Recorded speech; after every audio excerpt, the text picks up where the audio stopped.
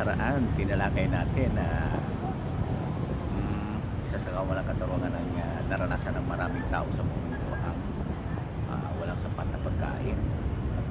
Pinagkita sa ating binasang teksto, lulutasin ang misyon ay ang pagugutom o kitang gutom na tao. Tandaan, naghihirap siya kapag nahihirapan mga tao.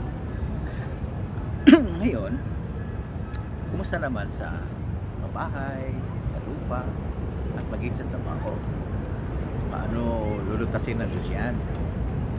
Well, isa din yan sa mga nagpapahirap sa kanyang kalooban. Gusto niya talaga mga tao magkaroon nito. Meron nga mga pangakong ganyan. Meron. Basahin natin ang Isaias 65, 21, 22. Isaias 65, 21, 22. Ganito ang ginagarantiya ng Diyos na daranasin ng mga tao sa lupa. Basahin ko. Magtatayo sila ng mga bahay at titira sa mga iyon. Ganda. Ang mga tao gagawa na ng sarili niyang bahay, bahala na siya kung anong gusto niya, anong klaseng bahay, anong disenyo nito. Siyempre pa, maganda ang gusto niya ayon sa kagustuhan niya. Sabi niya, magtatayo sila ng mga bahay, titira sa mga iyon, at magtatanim sila ng ubas at kakainin ang mga bunga nito. Ay sarili talaga nila ang bahay, sarili nila ang taniman, yamang sila rin ang makikinabang sa ani nito. Hindi kagaya ngayon kapag ikay hinayar ng construction worker, hindi ka kung titira din si na yung bahay nila. Ganun din kung ikay hinayar ng pagtatanim.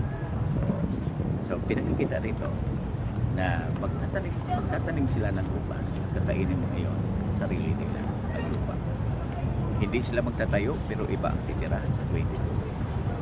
At hindi sila magtatanim pero iba ang kakain dahil ang mga araw ng bayan ko ay magiging gaya ng mga araw ng isang puno at lubusan silang masisiyahan sa mga gawa ng kanilang mga kamay.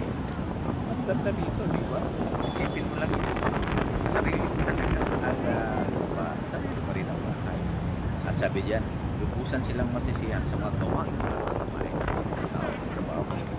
O siyempre, i-cultivate mo yung lupa at pasasaganain naman ng Diyos ang bunga ng mga ito. At napansin niyo ba yung salita, ang araw ng bayan ko ay maging gaya ng mga araw ng isang puno? O di ba sa Biblia, yun na umaabot 3,000 years old. Ngayon, ipinakikita niya na sa inharap, magkakaroon din ng ganong kahabang buhay ang mga tao sa buong lupa.